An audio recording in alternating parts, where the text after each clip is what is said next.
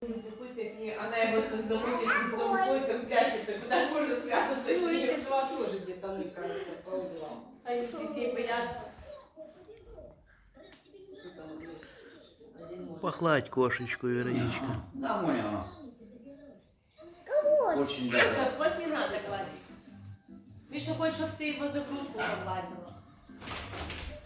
Почухай ему животик. Болит животик? Ну, ладно, какие. Ты пойдешь с нами? Куда? Наверх. В Аркадию?